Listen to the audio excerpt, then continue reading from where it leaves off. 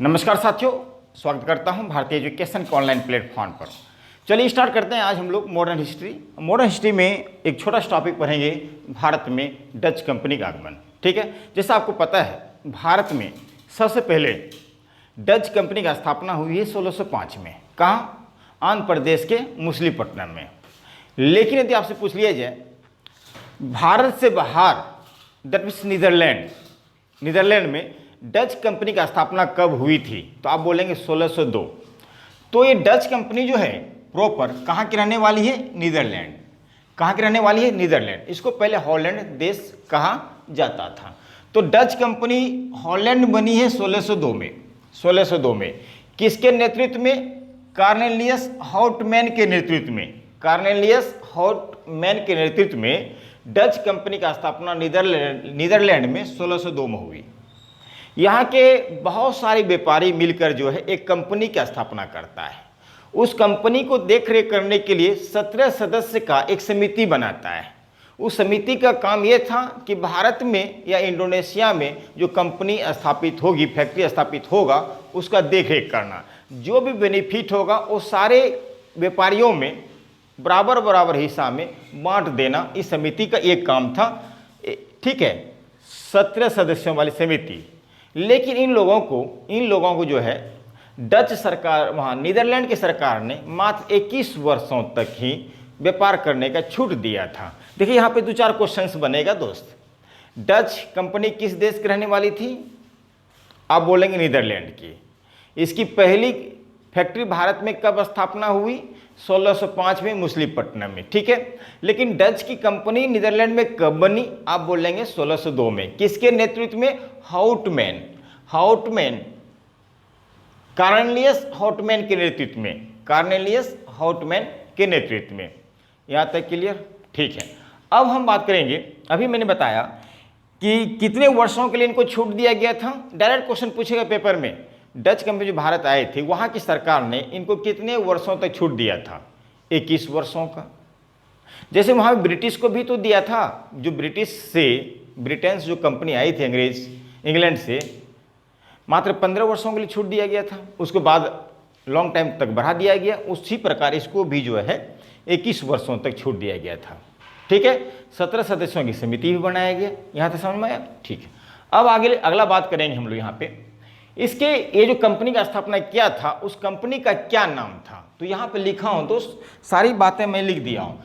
United State India company of Netherland, याद रहेगा। लेकिन नीदरलैंड के लैंग्वेज में इस कंपनी का वास्तविक नाम वीरगंदे ओस्टो इंडेस कंपनी है। ये क्वेश्चंस पूछा गया पेपर में। ठीक है, डच कंपनी का वास्तविक नाम क्या था? वीरगंदे ओस्टे इंडेस कंपनी। चाहे आप कोई भी एग्जाम दीजिए, इससे बाहर नहीं जा सकता। जितनी फैक्ट यहाँ पे लिख दिया हूँ। ओके, तो देखिए होता है क्या है ना, जब आप यूपीएससी की मेंस देंगे, पीसीएस का मेंस देंगे, जब तक आपको फैक्ट याद नहीं रहेगा तब उस क्वेश्चन को सही से डील नहीं कर पाएंगे। ठीक है, जैसे फैक्ट याद होता है उनकी समझ भी विकसित हो जाता है, धीरे धीरे हो जाता है। ठीक है, तभी यहाँ पर मान आया उनका पतन कैसे हुआ। अब पतन के सारे पॉइंट यहाँ पे लिख दिया हूँ। ओके, चलिए देखते हैं। तो डच से पहले जो पुर्तगाली आए थे, उनका मंशा तो यही था भारत के साथ व्यापारी करना, अधिक बेनिफिट करना, पैसा कमाना।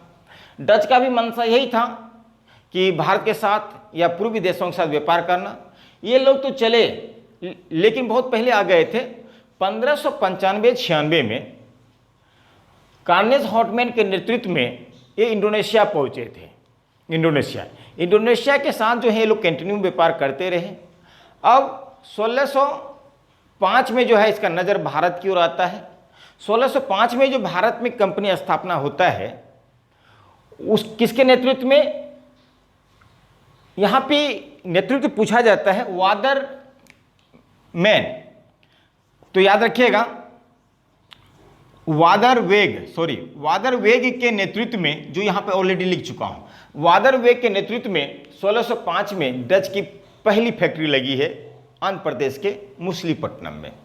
वादरमैन यहाँ लगाता है। इंडोनेशिया पहुँचता है कौन? हाउटमैन। और इंडोनेशिया पहुँचने के बाद जो है वहाँ पे कुछ स्थानों को जीत लेता है 1605 ईस्वी में। तो यहाँ पे मैं लिखा हूँ, नज़र डालिए, इधर डालिएगा। 1605 में अर्बोनिया द्वीप इंडोनेशिया के डचों ने पुर्तगालियों से जीता है। इंडोनेशिया द्वीप को जो है, जो अर्बोनिया द्वीप जो इंडोनेशिया में है, 1605 में पुर्तगालियों से जीत लिया, क्योंकि सबसे पहले पुर्तगाली ही आए थे 1698 ईस्वी में। इनका अधिकार वहाँ इंडोनेशिया तक भी हो चुका था। डच आते हैं, डच ने जो है 1605 अर्बोनिया द्वीप, ये क्वेश्चन पूछा है, जीत लिया। अब इसी अर्बोनिया द्वीप पे जो है 9 जापानी और 10 अंग्रेजों की हत्या कर देगा, नरसंहार कर देगा डच के द्वारा। किसके द्वारा? देखो यहाँ पे अर्बोनिया द्वीप पर ही डचों ने 10 अंग्रेज और 9 जापानियों को जो है नरसंहार कर दिया, मतलब हत्या कर दिया। अब यहीं से स्टार्ट हो जाता है किसका? डचों का पतन। यहां तक आपको समझ में आ गया, यहां से लेकर यहां तक आपको समझ में आ गया होगा, उम्मीद करता हूं समझ में आया। अब हम बात करेंगे, इसकी पहली फैक्ट्री तो आपने देख लिया कहां लगा। दूसरी फैक्ट्री कब स्थापित हुआ? दूसरी फैक्ट्री याद रखिएगा 1609 में इसकी स्थापना होती है। दूसरी फैक्ट्री वो होती है नागपत्तनम में, पत्तेपोली 1609। डचों की पहली फैक्ट्री 1605, दूसरी की 1609 कहाँ? पत्तेपोली नागपत्तनम, पत्तेपोली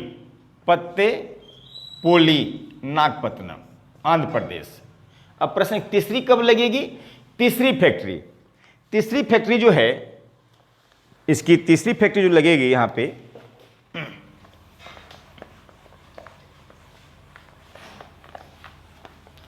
1610 में इसकी तीसरी फैक्ट्री स्थापित होगी। तीसरी फैक्ट्री कहां लगेगी? पुलिकट में।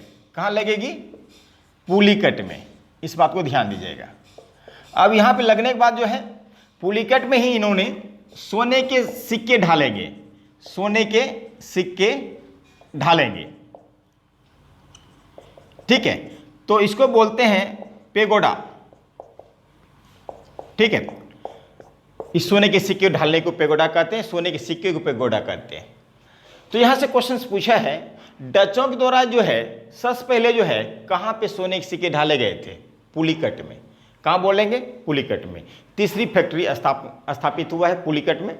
फैक्ट्री का मतलब होता है एक तरह से गोदाम, ठीक है। अब ये अन्य क्षेत्रों से सामान लाते थे, इस गोदाम में रखते थे, फिर ये लोग जो है नीदरलैंड की ओर निर्यात करते थे, भेजते थे। ओके, तो अब बात करेंगे, अब यहाँ पे देखा जाए 1690 में पुलिकट को जो है, पुलिकट को डचों के द्वारा मुख्यालय बना दिया जाता है। इसकी मुख्यालय पहले पुलिकट में ही था 1610 के बाद, लेकिन जिसके 1690 में जो है इनका मुख्यालय ट्रांसफर कर दिया जाता है दूसरे जगह, नागपट्टनम। सॉरी, यहाँ पे मिस्टेक हो गया है, नागपट्टनम में।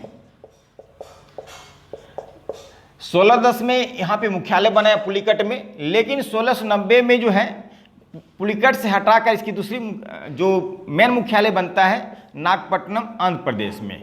नागपट्टनम आंध्र प्रदेश में, याद रखिएगा। ये भी क्वेश्चन बन गया, ये भी इंपॉर्टेंट क्वेश्चन हो गया। यदि क्वेश्चन पूछता है डचों के द्वारा जो है, ठीक, पुलिकट से हटाकर जो है दूसरा मुख्यालय कहाँ स्थापित किया गया था? ठीक है, नागपट्टनम, दूसरा नहीं, मेन मुख्यालय नागपट्टनम आंध्र प्रदेश। यहाँ तक क्लियर? अब आइए, अब इसकी तीसरी फैक्ट्री कहाँ लगेगी? तीसरी फैक्ट्री लगेगी 1616 में, ये लगेगी सूरत में। और सूरत में सबका अट्रैक्शन रहा है, हर कोई सूरत ही पहुंचना चाहता था, क्योंकि अंग्रेजों का जो है पहले ध्यान सूरत में ही गया था, लेकिन सूरत में पहली फैक्ट्री लग नहीं पाया था। पहली फैक्ट्री इसका अंग्रेजों का मछलीपट्टनम लगा था, ठीक है। तो आइए समझते हैं। अब इस तरह जो है कंटिन्यूस की फैक्ट्री स्थापना होती जाएगी। इसके बाद 1627 में देखा जाए पहली फैक्ट्री इनकी लगती है, पहली फैक्ट्री कोलकाता में। 1627 पहली फैक्ट्री पिपली में, कहाँ? कोलकाता में। यदि यही क्वेश्चन बनता है डचों के द्वारा पहली फैक्ट्री कोलकाता में कब स्थापित की गई? 1627, कहाँ? पिपली। ये क्वेश्चन वेरी VVI है, आप नोट कर लीजिए, इसको कर लेंगे यहाँ तक, ठीक, ओके। 1627 आपने देखा। उसके बाद हम बात करेंगे 1641। 1641 में लगता है इमलीपट्टनम, विलीपट्टनम इसकी फैक्ट्री लगती है 1641 में। वहीं बात करेंगे 1653। 1653 में चीनसोरा, ठीक है, यहीं पे एक किला बनाता है, बहुत बड़ा किला बनाता है चीनसोरा, जो ये वेस्ट बंगाल में है। उसका नाम रखा जाता है गुस्ताउस। एक क्वेश्चन पूछा गया है, अधिक क्वेश्चन पूछता है वेस्ट बंगाल में कौन सा किला बनाया है, किसके नाम पर उस किला का नाम, गुस्ताउस फोर्ट उसका नाम रखा गया है। 1653 में जो वहाँ पे किला बनाया है डचों के द्वारा वेस्ट बंगाल, उसका नाम गुस्ताउस फोर्ट। वहीं 10 साल के बाद 1663 में इन्होंने कोची में एक किला और स्थापित करेगा, उसका नाम होगा फोर्ट विलियम किला। फोर्ट विलियम क्वेश्चन पूछेगा, फोर्ट विलियम जो है कहाँ स्थापित किया गया डचों के द्वारा, क्या बोलेंगे, कोची केरल में 1663 में। 1663 में यहाँ तक समझ में आ गया आपको। चलिए, उसके बाद सूरत में आपने देख लिया। 1660 में एक जगह लगाया है 1660 में यहाँ मैं लिखा हूँ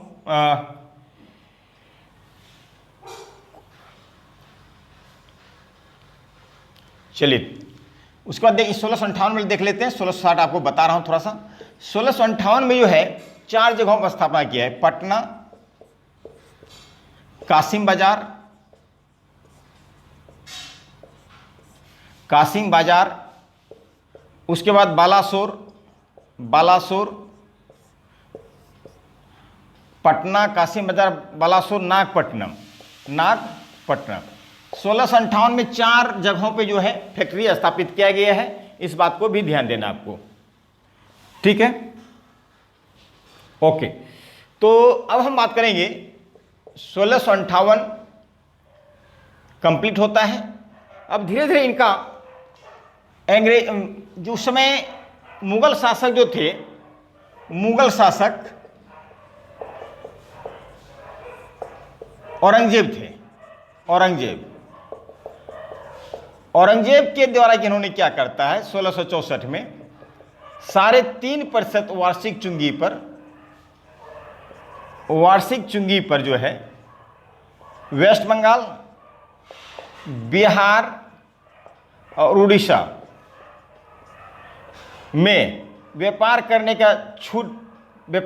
का जो है छूट प्रदान करता है या आदेश लेता है, कहा कि आपको हर साल जो है 3.5% जो वार्षिक चुंगी पहुंचाते रहिए, और जो है आप वेस्ट बंगाल, बिहार, उड़ीसा से जो है आप व्यापार करते रहिए, कोई तरह दिक्कत नहीं होगा। डच को ऑर्डर दिया। तो यहाँ से क्वेश्चन पूछ सकता है, वो किस मुगल शासक से जो है डचों ने 3.5% वार्षिक चुंगी लेकर जो है बिहार, उड़ीसा और वेस्ट बंगाल के साथ जो व्यापार करने की छूट दिया था। तो क्या बोलेंगे, औरंगजेब के द्वारा, ठीक है, औरंगजेब के द्वारा। ओके,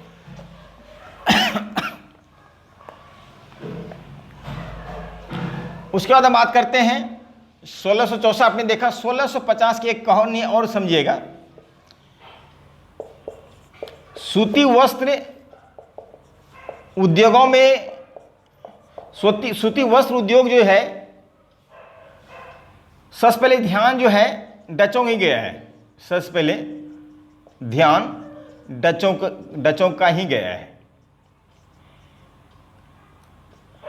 डच को आने से जो है भारत में सूती वस्त्र उद्योग का जो है बढ़ावा मिला है, और आयात निर्यात में सूती वस्त्र का उद्योग जो है भारत में कई जगह फैक्ट्रियां लगाए गए हैं। 1650 में एक उद्योग लगाया जाता है कासिम बाजार में सूती वस्त्र उद्योग, चक्की लगाया जाता है। इन्होंने 3000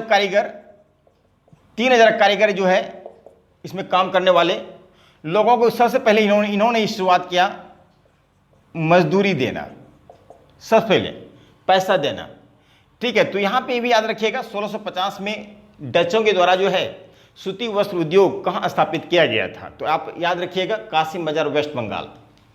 3000 कारीगरों जो है फैक्ट्री में काम करने वाले लोगों को पहली बार लगाया डच के द्वारा।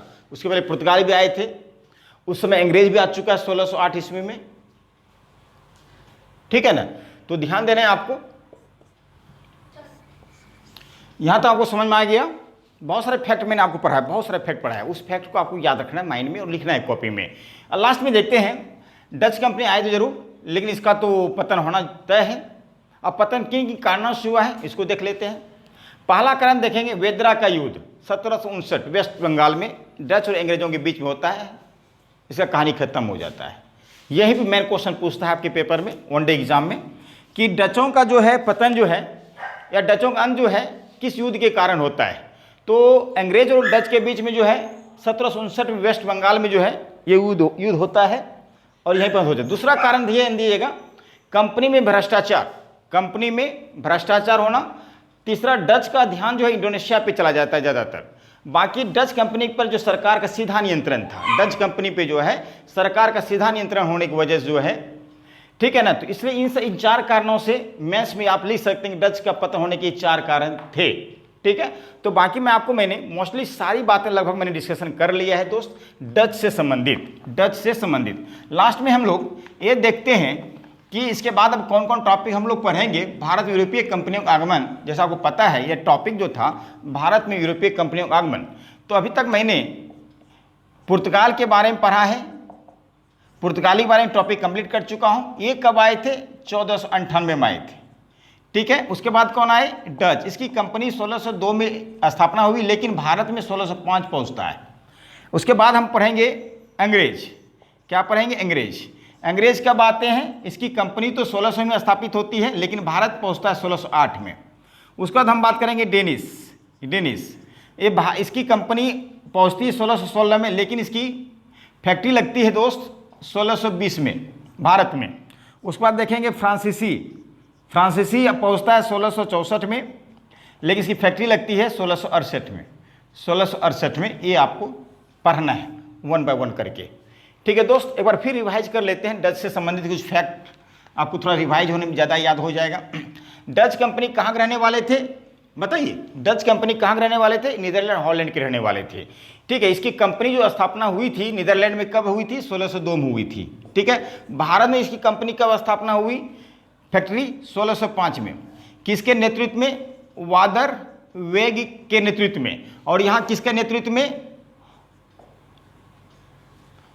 कार्नेलियस हाउटमैन के नेतृत्व में, ठीक है।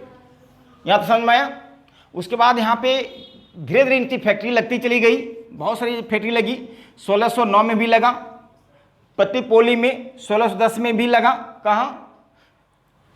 पुलिकट में। और पुलिकट में ही जो है पहली बार सोने के सिक्के डाले गए, जिसको पेगोडा कहा गया। उसके बाद 1616 में कहाँ लगा? सूरत में लगा। इस तरह देखते हैं बहुत सारा भारत में फैक्ट्री लगते चला गया। 1658 में आपको लगा है, कहाँ पे लगा है? 1658 में पटना में लगा, ठीक है दोस्त। इस तरह मैंने आपको पढ़ाया है, ओके।